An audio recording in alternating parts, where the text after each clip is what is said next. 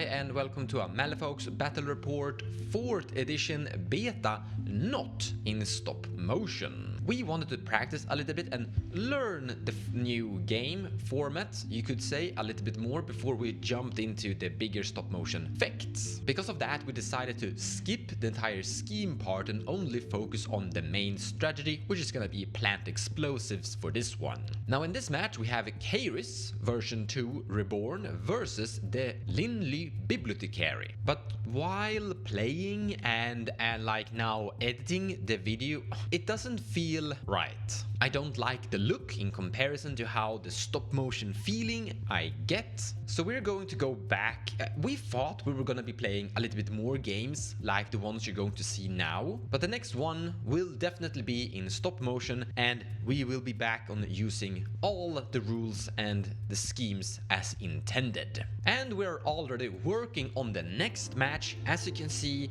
in glorious beauty, which we will upload as always in the last Sunday of the next month, which is going to be July 27, where you will get to enjoy Trixis versus Yan Lo. But now, let's start the match. Arcanist is the attacker, but uses a pass. Story of San Wukong activates. First action, take to the sky, cheating fate to succeed. Teleporting forward. Then he's making a walk action of 7 inches, after which he plants a bomb. Wildfires turn and they activate Fire Golem. That will give burning to these 3 models when it activates. It makes a walk action and a secondary walk action chasing after the newly planted bomb from 10 Thunders. Jade Rabbit activates. Uses Phases of the Mid-Autumn Moon on this model, making map move it 6 inches forward. It then uses Impassioned Defense on the map. First it flips a black joker so it fails, but then it flips a 6 so it succeeds, giving map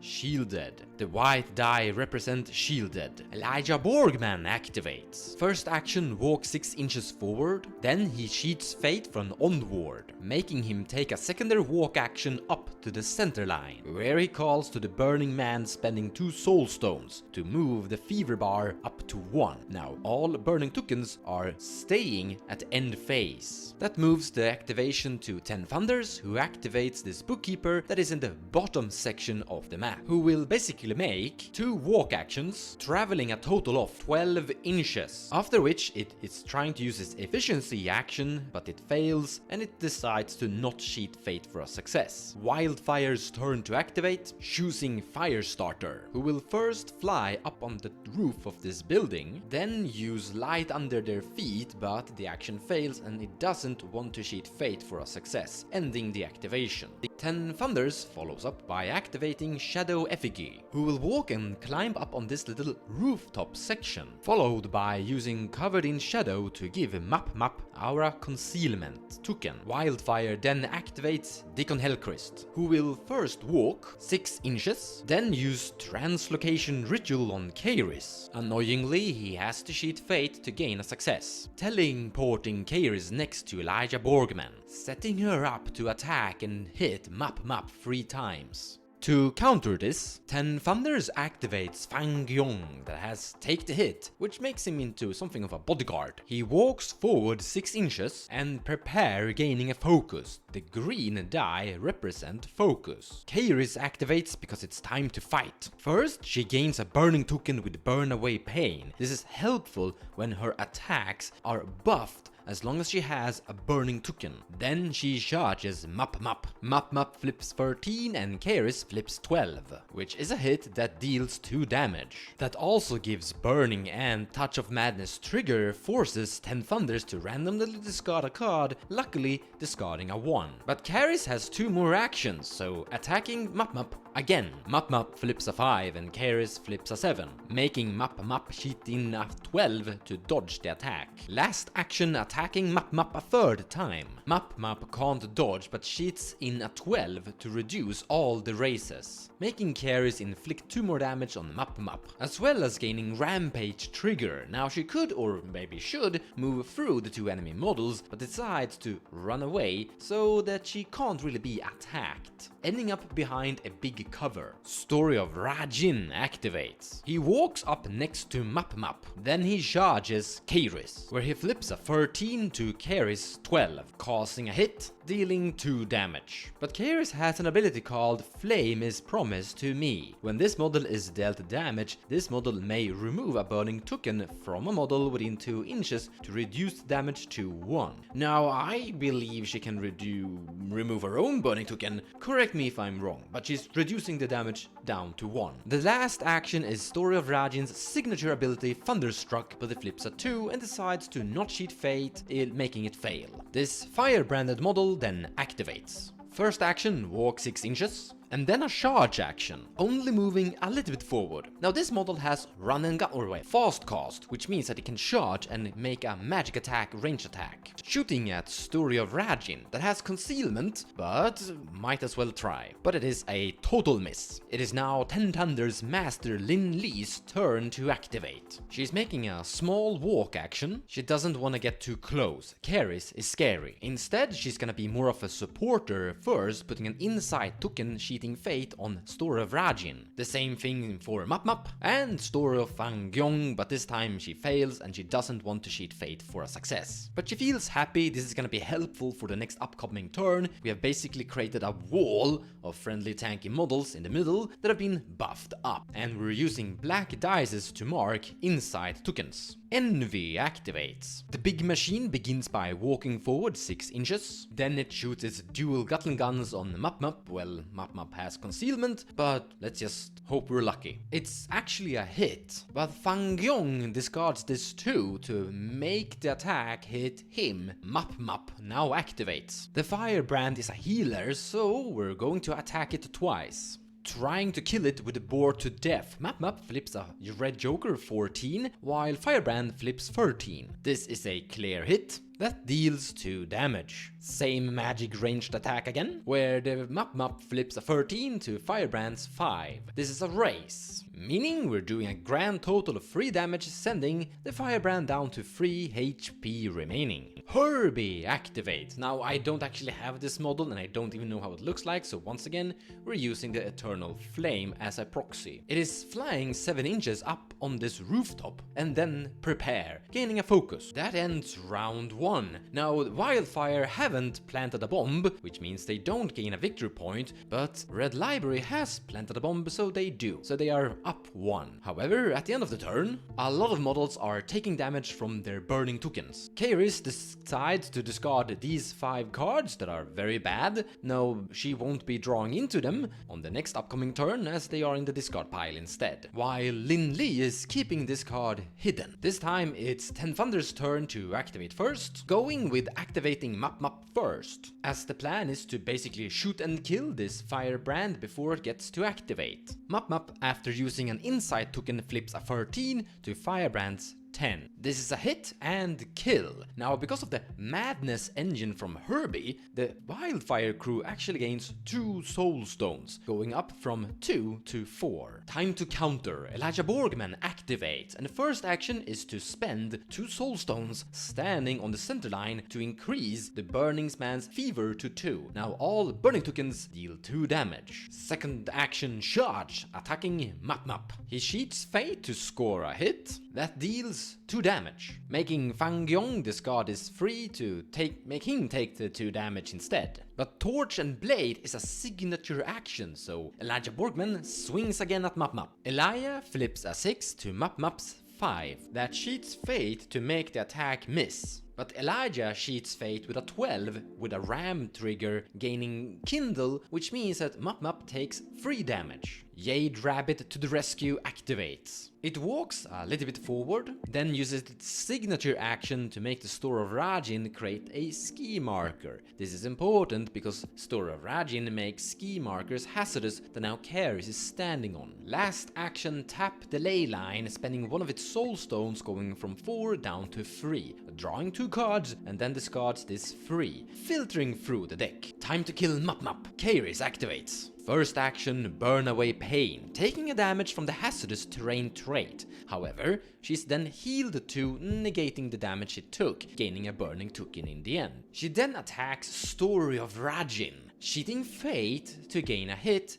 consuming her burning token to make sure she get the rampage trigger, inflicting a grand total of 3 damage on Story of Ragin, and then 1 damage at Kaeros because of the hazardous terrain, placing her here in base contact with both Story of Ragin and Map. And then she attacks the big book-reading teddy bear. After flips, Map cheats Fate using a 13 to make sure the attack miss. So Kaeros attacks him again, but Map really wants to stay alive, so he cheats Fate with Red Joker, making sure Kaeros' last action miss, and that ends Kaeros' activation. However, Map still has a burning token, and so does Ragin, so they will be taking some damage later. But Fang Gyong is here to the rescue and activates, beginning with an heroic intervention on Elijah Borgman, moving Map and Storia Ragin away from him. Then he is placed in base contact with the target and attacks Elijah Borgman. He uses his focus but sadly flips a black joker and the attack miss. The second attack hits with a raise, ultimately dealing 3 damage. And the last attack action also hits,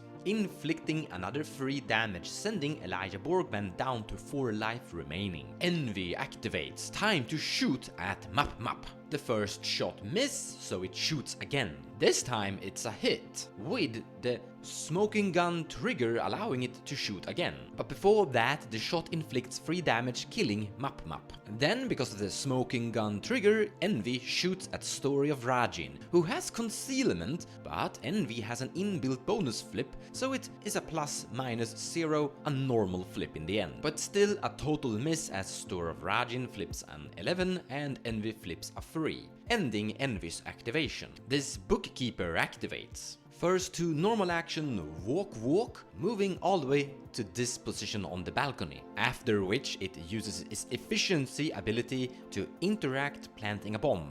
It is Wildfire's turn to activate, but they choose to use a pause, forcing Lin Ly to activate again, choosing to activate the bookkeeper down at the bottom under the obelisk. I'm sorry you can't see this because the camera doesn't allow to move down there, but the bookkeeper is moving down at the bottom area outside the camera's view. You can see the arrow pointing down outside of the camera view, and then it's making its interact action, planting a bomb. Now 10 Thunders currently have 3 bombs planted, while Arcanist hasn't planted a single bomb, but the Firestarter is going to solve that, activating, making first a flying walk action behind the building and then planting a bomb behind the building. The arrow is kind of pointing at where the bomb is. Well, 10 Thunders has basically planted almost all the bombs they need to plant, so Story of Ragin activates and there's an Elijah Borgman to kill. Charging, Elijah attacks, but a miss. So attack again. This time Elijah flips a 1 and Story of Ragin flips a 2. But Elijah Borgman cheats in a 5, making the attack miss.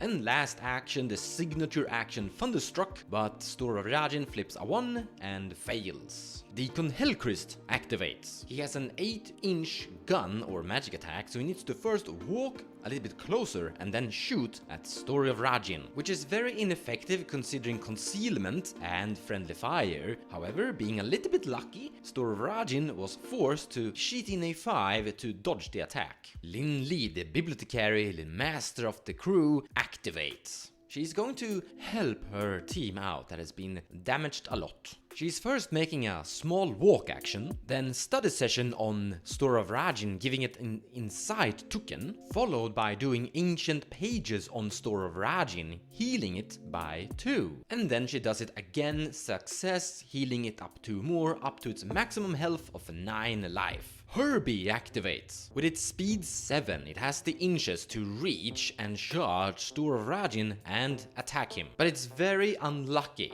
The first card it flips is a 13. It also used its focus, so it just flips another card, which ends up being the Black Joker, ultimately making the attack miss. But it attacks again and this time flips a Red Joker and now it's a hit, inflicting 2 damage, but also with the onslaught trigger from the Red Joker can attack Story of Ragin again, scoring a secondary hit that deals another 2 damage. Story of Wukong activates and it's gonna defend the bomb it's planted and prevent the fire golem from removing the other bombs, so it charges the fire golem. Its first attack miss, and its secondary attack also miss. It could do its signature ability to leap away, but it wanna lock the fire golem in combat, preventing it from taking interact actions. The fire golem now activates, pulsing out a flame that gives burning to Story of San Wukong or Sangoko. The first attack hits and deals